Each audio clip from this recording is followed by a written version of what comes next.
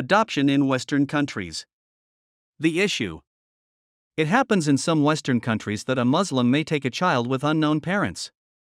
The law of adoption in the West obliges him to give the child his own family name, but Islam forbids that a person should affiliate himself to anyone other than his own father. Ruling. The Assembly of Muslim Jurists of America has approved the adoption of Muslim children and going through the necessary procedures, provided that the relationship remains one of looking after the child, not the forbidden formal adoption.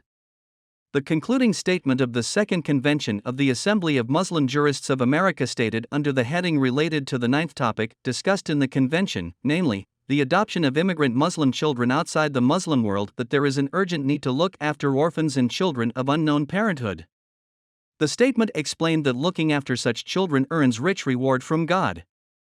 It draws a clear distinction between looking after children in this way and adoption, in its non-Islamic sense, which affiliates a child to someone other than its own father. Adoption in this sense is strictly forbidden under Islamic law.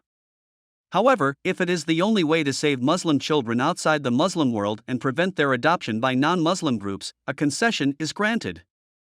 The adoption may be put in place, taking the formal measures, provided that the necessary steps are taken to clearly identify the relationship as one of care and upbringing and prevent any confusion about family relations. Evidence. The Prophet says, "I and the one who takes full care of an orphan shall be in heaven like these two." He pointed with his forefinger and middle finger, separating them a little. Related by Al-Bukhari, Hadith No. 5304. Islam considers taking full care of such children a duty of the Muslim community so that its children are not lost or taken over by unreliable or unqualified people.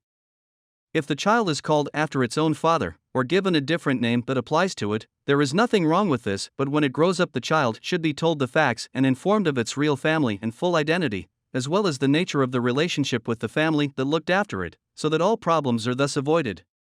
If the person who has looked after the child wants to help it after it has become an adult, he may give him or her a bequest by will, provided that the total of such bequests does not exceed 1/3 of his estate. In this way he helps the child without affecting his heirs. Islam allows a Muslim to make a will leaving up to 1/3 of his property to beneficiaries who are not his heirs. It has been pointed out that the law in America requires the carer of the orphan to give that orphan his own family name. In this case, this name should be added to the child's name and its father's name, or the other name the child has been given. All this should be recorded in a document that should be kept by the family. When the child grows up, it should be informed of what had taken place. Thus, the carer will not be legally accountable and at the same time has remained within the limits of Islamic law, which requires preserving everyone's family lineage. The name of the family taking care of the child may be attached to the child in such a way that some people cannot identify him or her by any other name. Therefore, calling it by that name in this particular way is not considered a sin. Names are used to identify people, and when identification is not possible unless such a name is used, then it is appropriate, God willing. Therefore, we appeal to all Muslims who can look after such children not to leave them to a life of poverty, homelessness, and loss of identity and religion. Those who are able should take steps to look after such children, whether they are Iraqis, Somalis, Bosnians, Afghans, or belong to any other area in the Muslim world. Only in this way can Muslims discharge their responsibility towards those who seek refuge after having endured different calamities. God will certainly reward everyone who does good. He says, "Help one another in furthering righteousness and piety, and do not help one another in furthering evil and aggression. Have fear of God, for God is severe in retribution." 5:2.